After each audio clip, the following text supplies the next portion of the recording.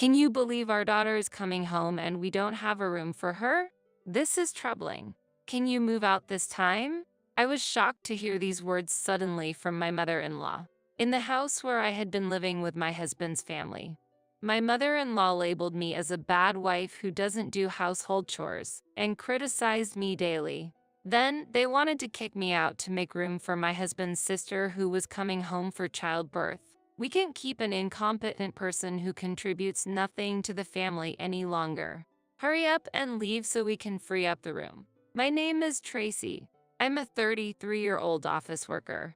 After graduating from college, I joined a well-known, large company in my hometown, actively working and living the life of a working adult. As a salesperson, I find fulfillment in dealing with various clients and advancing negotiations. I built my career overcoming numerous challenges and became accustomed to my job. That's when I met Nick, who would later become my husband.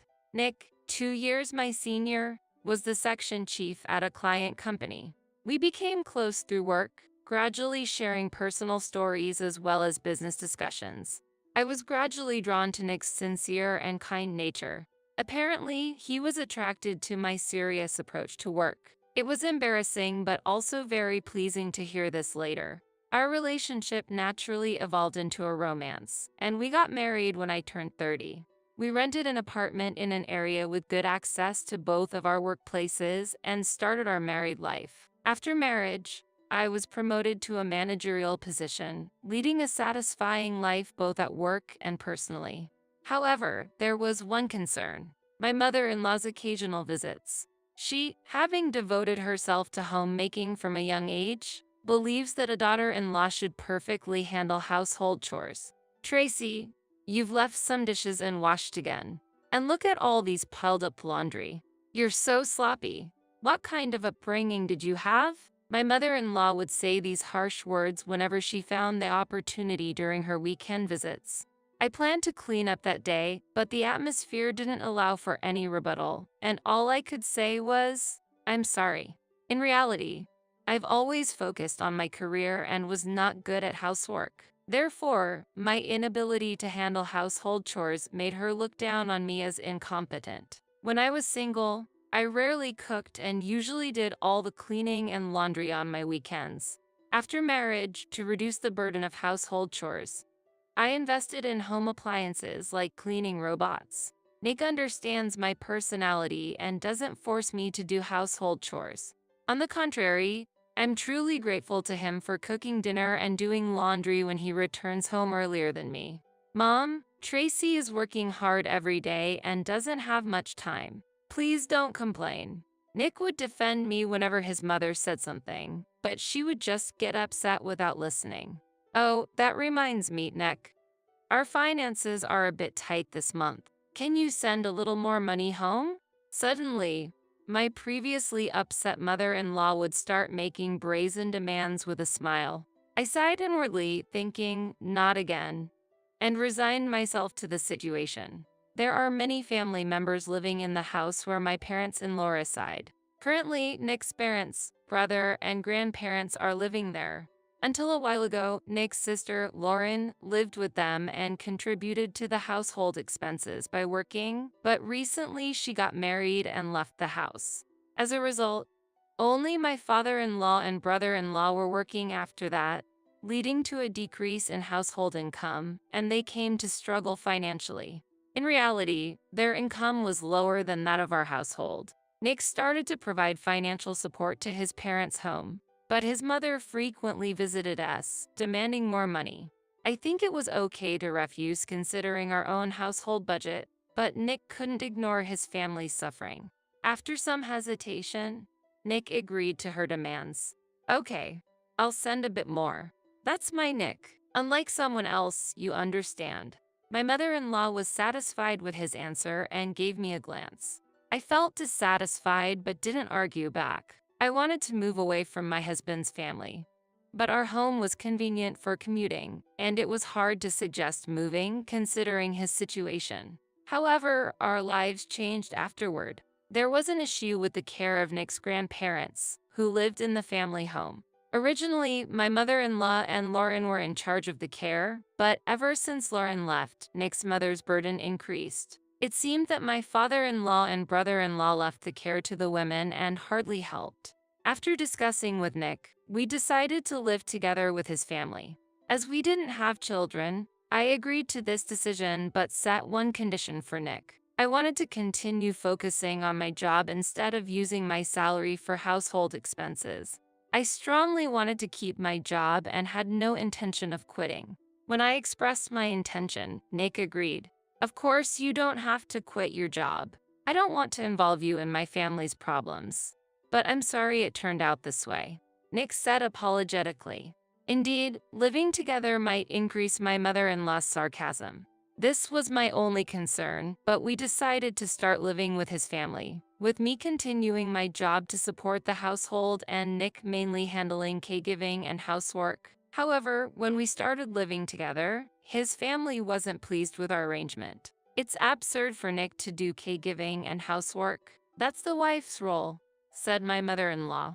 It was a response I had partially anticipated, but I wondered why such roles had to be fixed. My parents-in-law and brother-in-law insisted that housework and caregiving were the wife's job and didn't change their opinion. So, they ordered me to reduce my working hours or quit.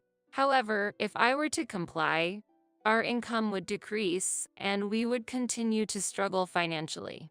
To support a family of 7, I need to work full-time. I will continue working as a regular employee, I explained and stood my ground. However, my in-laws remained unsatisfied and deepened their displeasure of me.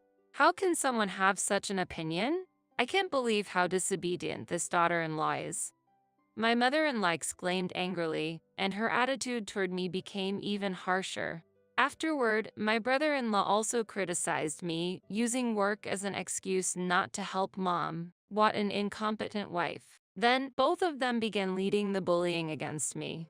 My father-in-law barely intervened and didn't protect me. Nick's grandparents, who returned to their bedroom immediately after dinner, had limited contact with me and showed little interest in me. After starting to live with my in-laws, my work became busier, and I often returned home late. When I came home after overtime, the family complained that I should come home earlier, looking down on me as if my job was insignificant. I felt deeply frustrated when they belittled my work. I took pride in my job and was committed to my responsibilities as a manager. However, my in-laws kept telling me to prioritize housework over my job, and eventually, I found more peace at work than at my in-laws' house. Once, unable to bear the bullying, I complained to Nick. Why am I treated like this despite earning the daily expenses and even paying for new furniture and appliances for your family's house? Nick listened to me seriously. He understood the problems his family would face if I were to quit my job. I'll talk to everyone. I'm really sorry for involving you in my family's issues, Nick said, and I was filled with gratitude. He must be tired from doing housework and caregiving after work. Later, Nick tried to discuss it with his whole family, but their opinions didn't change at all. My brother-in-law even angrily accused me.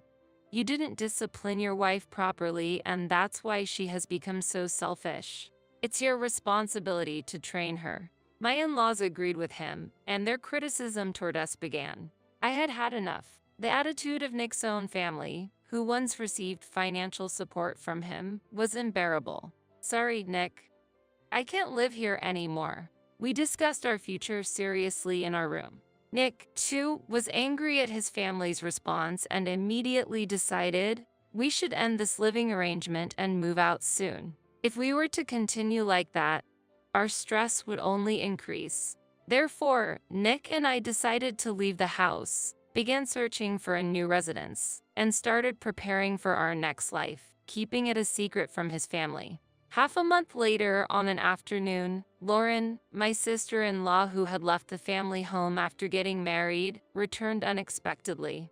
It was during the weekend and I was off work, so all of us, including Nick's family, were at home. Seeing Lauren return with a large suitcase, my mother-in-law was overjoyed. Lauren, welcome back. Have you had lunch yet? If not, I'll make something right away. Thanks, Mom. I'm really hungry. Lauren passed by Nick and I without greeting us and headed straight to the living room. Hold on a second. Lauren, why did you come back all of a sudden? Nick asked as he entered the living room. Lauren replied, I'm about to have a baby soon. It's my first time, and I feel insecure, so I've decided to come back home for the childbirth. I'll be staying here for a while. My father-in-law and brother-in-law who were watching TV in the living room also seemed to welcome Lauren's return. However, Nick and I were confused. This was because the room Lauren used to use was being used by us then. Indeed, the family home was spacious, but at that time it housed 7 people, and there were no vacant rooms. Before I could say anything, my mother-in-law looked at me and sighed dramatically. What a predicament. Lauren is back, but we're short of rooms. Tracy, could you leave now that we have this situation? Huh? It took me a moment to grasp the intention behind her words. Well, the room you're using originally belonged to Lauren, right? Now that Lauren is back, it's only proper to give it back to her, my mother-in-law stated clearly. Then she laughed and said, we can't keep a useless person who doesn't help with anything around the house here, can't we? While seeking agreement from the other family members. My father-in-law nodded and my brother-in-law looked at me and laughed. Wait a minute, isn't that unreasonable? Nick argued while I was still in shock. Lauren then haughtily said to me, you're a wife, yet you don't properly take care of the house. There's no point in you being here, just leave already. However, I was the one supporting most of the household expenses. What would happen to this house if I were to leave? Did they even understand that? Hesitating to voice this out, Nick placed his hand on my shoulder and shook his head in resignation. It's okay. Let's leave this house together. Nick's words were filled with determination, and he seemed more reliable and strong than ever. We had already planned to end our cohabitation in the near future, so we made the decision sooner. Understood. Then, we will leave right away. At my response, the entire family burst into laughter. Anger welled up in me toward them, who neither held back Nick, who had been supporting them with housework and caregiving, nor did anything else to help him but laugh. The thought of unpleasant people leaving clears my heart. When you leave, make sure to take away all your belongings, my mother-in-law declared, so I quietly nodded. We immediately arranged for a moving company and left the family home with Nick that day. The next day, while temporarily staying at a hotel, we received a call from my mother-in-law. It was surprising that my mother-in-law called my cell phone instead of Nick's, but since I had an idea why, I decided to answer. As soon as I picked up, my mother-in-law's angry voice came through. What's the meaning of this? Today, the movers came and took almost all the furniture and appliances from the house. You arranged it, didn't you? As I was accused, I simply shrugged in resignation and thought, just as I expected. Nick, who was nearby, seemed to hear her voice as well and gave a wry smile. The movers I had arranged the day before took away all the household goods, including furniture and appliances. Among them were large items like the dining table and TV, and with most things gone, the family was in complete chaos. I just followed your instructions to take away all my belongings. Everything that was taken was purchased by me. That's why I disposed of them, I replied, and my mother-in-law was at a loss for words. The furniture and appliances that were newly purchased when we started living with them were all actually paid by me. As I asserted they were my personal belongings, my mother-in-law squeezed out a frustrated response. I did say take them away, but this is too much. How are we supposed to live in a house with nothing? She exclaimed angrily, to which I calmly replied, now that we no longer live together, it's no longer my concern. It must be nice to have a spacious house now that the unpleasant people are gone. I firmly said this, ignored my still complaining mother-in-law, and hung up the phone. I thought she would call back soon, but surprisingly, there was no further call from her. Afterward, Nick and I began a new life in our new home. The furniture and appliances retrieved from the family home were still in good condition, so we moved them into our new place. We spent some peaceful days, but about a month later, we suddenly started receiving frequent calls from the family. Wondering why they were contacting us then, I considered blocking the calls, but I hesitated because there was something I wanted to tell them. Busy with work and unable to answer the phone, I came home one day to find a missed call from my mother-in-law. Nick was still at work, having to work overtime, and was not home yet. When I responded to the call, my mother-in-law's irritated voice echoed, "You finally picked up. What do you need?" I asked, and she hurriedly commanded, "Life has become difficult since you two left. Come back home." Apparently, various payments had started to fall behind after we left. Before living together, the family home underwent extensive barrier-free renovations for the grandparents, and there was still a considerable loan to pay. Nick was paying that loan when we lived together with his family. Additionally, the money I earned was used for purchasing furniture, appliances, and monthly household expenses. But after our departure, they struggled to repay the loan and manage the household finances. The monthly living expenses I paid amounted to about $4,300. The family, who had depended on our income and spent recklessly, had no savings. Unable to cover over $4,000 of monthly expenses, they became desperate and asked us to return. I was just appalled by such a selfish request. "This is the result of you driving out two earners. We have already started a new life and have no plans to return," I refused clearly. However, my mother-in-law was unyielding, saying, "How dare you? This won't do. Put Nick on the phone. Nick is still at work and hasn't returned yet. Actually, we moved to a high-rise condo. We are now living comfortably and peacefully, so we cannot fulfill your unreasonable request," I explained, to which my mother-in-law seemed surprised. Nick and I were secretly searching for a new residence when we were living with his family, and after finding the high-rise condo that met our ideal conditions, we were able to move immediately after being ousted from the family home. "Does this mean you're leaving us behind?"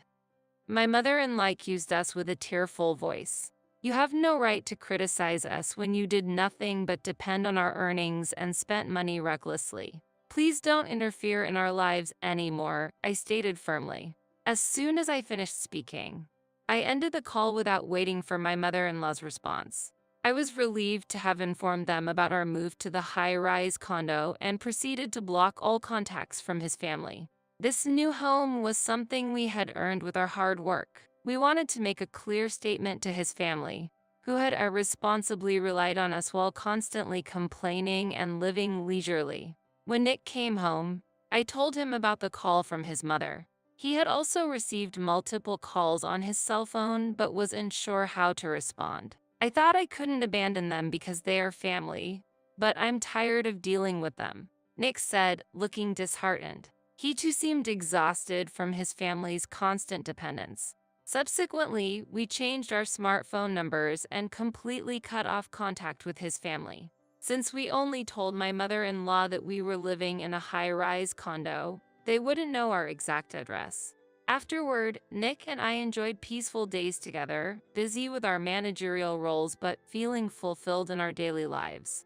3 years passed, and Nick and I decided to check on his family's well-being after a long time. Since leaving the family home, Nick had not visited even during Thanksgiving or Christmas, so we had no idea how they were living. Upon arriving at the family home, we found no sign of Nick's family. The house was up for sale, and complete strangers were living there. Strange, where could everyone have gone? Nick wondered aloud. Encountering a friend of my mother-in-law who lived nearby, we decided to inquire about their recent circumstances. The events that unfolded at the family home over the 3 years then came to light. Lauren had returned for childbirth, claiming it was temporary, but in reality, she was already divorced and continued to live in the family home even after giving birth. Despite our departure, the addition of family members put further strain on the household finances. My mother-in-law began working part-time, and Lauren soon put her child in daycare to start working, but their nights were filled with household chores and caregiving for the grandparents. The exhaustion from adding child care to their already busy lives was understandably unimaginable. Moreover, Nick's grandparents stopped going out in order to save money, but they both eventually developed dementia. My mother-in-law had no choice but to quit her job to focus on caregiving. But even with Lauren's help, there was a limit to what amateurs could do. Unable to withstand the situation, they quickly appealed to my father-in-law to move the grandparents to a facility. But my father-in-law and brother-in-law refused to listen to them. They were relying on the grandparents' pension and were reluctant to spend on facility costs. As a result, the family's opinions were divided. I can't stand this life anymore. I've reached my limit. Nick's mother cried out in agony and left the house with Lauren and her grandchild. Left alone, my father-in-law and brother-in-law couldn't take care of the dementia-ridden grandparents, and despite hiring helpers, they soon reached their limit. Eventually, they decided to place the grandparents in a facility, but by then, the family had fallen apart and no one returned home. Struggling to pay off the renovation loan, my father-in-law and brother-in-law ended up selling the house and moved elsewhere after paying off the loan. Hearing these stories, Nick showed a sad expression filled with mixed emotions. We asked the neighbors for the name of the facility where his grandparents were staying and decided to visit them soon. A few days later, a neighbor contacted Nick, relaying a message from my mother-in-law. Apparently, she had learned about our visit to the family home. According to her, my father-in-law and brother-in-law were living together and were paying for the grandparents' facility costs, but they seldom visited them. My mother-in-law herself was living with Lauren and her grandchild, working part-time and still struggling with life. I can't stand this life anymore. Please, let us live in a high-rise condo, too. The neighbor conveyed her plea. Hearing such a request, we were just astonished. Nick, too, had grown wary of his family and stopped contacting the neighbor afterward. I don't intend to involve myself with my family anymore, but I do want to keep an eye on Grandpa and Grandma until the end, he said. I agreed with his decision and supported him, focusing more on our work than ever, especially when Nick occasionally felt the loneliness of losing his family. Having overcome difficult times, we want to live even more happily from now on. We plan to cherish our current life, live peacefully, and consider having children in the future.